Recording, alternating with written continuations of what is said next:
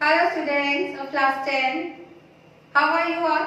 Hope you are doing well. So myself Rachna Works and you are watching our YouTube channel Rachna Works RN Academy. So today we are going to deal with the life process आगे कर रहे हैं हम लोग, जिसमें आज हमारा topic है एक्सक्रीशन।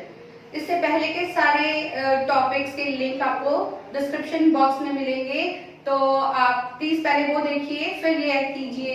और अगर आपको समझ में आए तो लाइक कीजिए, सब्सक्राइब कीजिए और शेयर कीजिए अपने फ्रेंड्स के साथ। So let's continue with our topic excretion. Basically excretion होता क्या है? हमारी बॉडी के अंदर बहुत सारी मेटाबॉलिक एक्टिविटीज होती रहती हैं। कुछ बनता है, कुछ टूटता है, कुछ नया सिंथेसाइज हो रहा है, कुछ टूट रहा है। मेटाबॉलिक एक्टिविटीज होती हैं बहुत सारी। तो वो metabolic activities various biochemical process या बायोकेमिकल रिएक्शंस उसमें होती है। जैसे रेस्पिरेशन है बायोकेमिकल रिएक्शन, तो बहुत सारी metabolic keeps on going in our cell due to biochemical reactions are taking place inside our cell.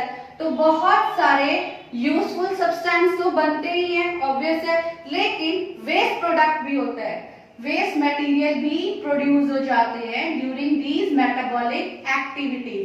In waste materials को बॉडी से रिमूव करना बहुत ज्यादा जरूरी है, क्योंकि इनसे क्या होता है, टॉक्सिक सब्सटेंस प्रोड्यूस होते हैं।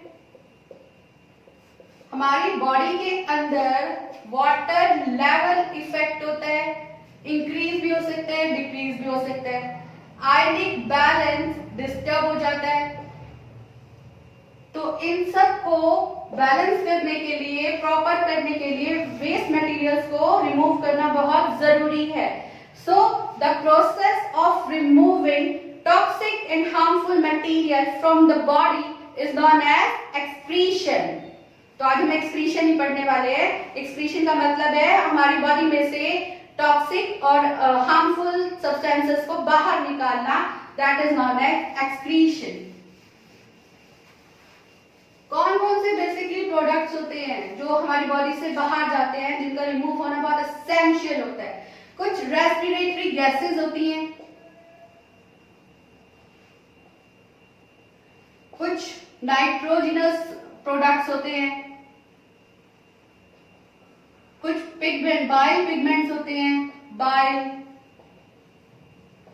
राइट, और कुछ एक्सेस ऑफ सॉल्ट है, यूरिया या वाटर, एक्सेस ऑफ वाटर। तो इन सबको भी निकलना बॉडी से बहुत जरूरी होता है।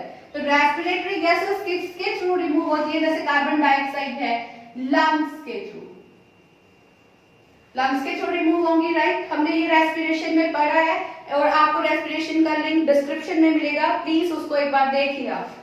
तो respiratory gases are remove from the body through lungs. Nitrogenous substance are removed through the body by means of kidney. Kidneys are present in pair. Pair में प्रेजेंट होती है, एक लेफ्ट साइड पे एक राइट साइड पे, और liquid form में ये नाइट्रोजनस सब्सटेंस को यूरिन की फॉर्म में बॉडी से बाहर निकालती है। Bile is excreted by liver. Liver is the largest gland, detoxifying gland. Detoxifying मतलब जो टॉक्सिक सब्सटेंसेस को रिमूव करती है, that is known as detoxifying gland, largest gland of the body right. Excess of salt, urea, water skin के through remove होता है। Sweat glands present होती है स्किन में, जिसमें से रेस्पिरेशन कम्स आउट। तो these are the waste material which have to be removed by the body. तो इनको हम डिस्कस करेंगे। बेसिकली आपके में किडनी है, लंग्स हम ऑलरेडी डिस्कस कर चुके हैं। आप डिस्क्रिप्शन में आप लिंक देखिए और उसको करिए। तो we are going to deal with this nitrogenous product kidneys right. तो सबसे पहले डिस्कस करते हैं excretion in unicellular organism. Unicellular organism में अमीबा का एग्जांपल लेते हैं।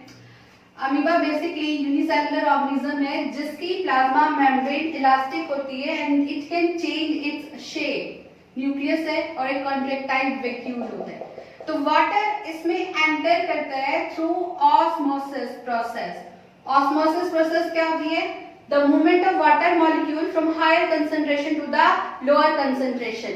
अमीबा aquatic animal है, पानी के अंदर रहता है, तो बाहर बहुत सारा पानी है, तो वाटर जो है वो सेल के अंदर मूव कर जाता है. सेल के अंदर वाटर वैक्यूल के अंदर एंटर करता है और वैक्यूल ग्रो हो जाता है साइज में. ये वैक्यूल ग्रो हो गया है साइज में, राइट.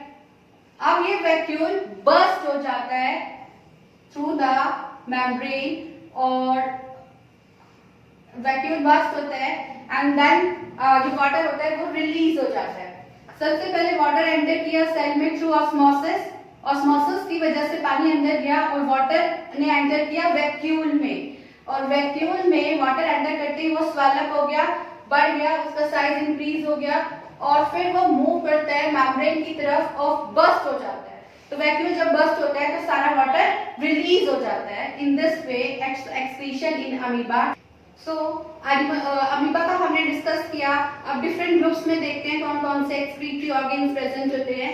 बेसिकली एक नंबर में आपके पूछ लेते हैं which excretory organ is present in the cockroach, which excretory organ is present in the earthworm.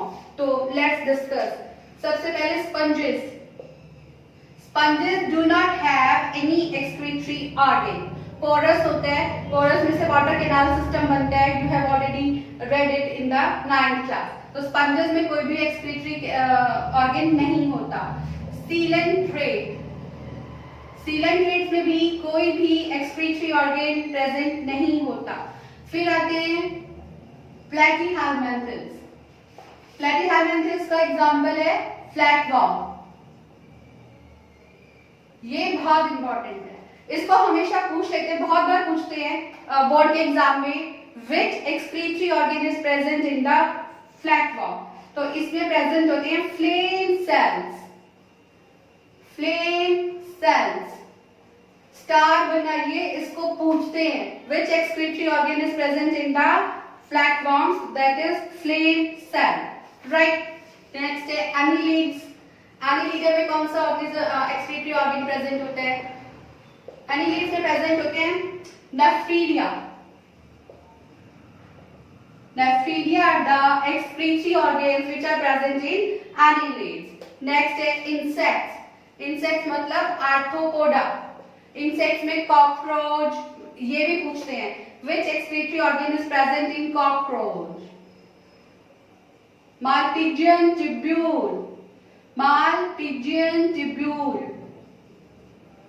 Star करिए, मॉस्टली पूछा जाता है which excretory organ is present in the insect or cockroach? It is Malpighian tubules.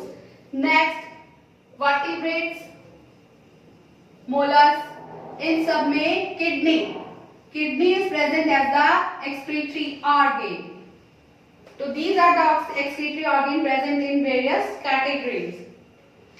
So I think आपको समझ में आया होगा. तो हमने आज डिस्कस किया व्हाट इज एक्सक्रीशन. एक्सक्रीशन में वेस्ट मटेरियल प्रोड्यूस होते हैं. अगर उन्हें जो हमारी बॉडी में वेस्ट मटेरियल प्रोड्यूस होते हैं अगर उन्हें बाहर नहीं निकाला जाए तो वो हमारी बॉडी को कैसे अफेक्ट करते हैं, राइट. तो excretion is very essential for our body. Unicellular में हमने एक्सक्रीशन डिस्कस किया, अमीबा में सारी कैटेगरीज में हमने एक्सक्रीशन डिस्कस किया.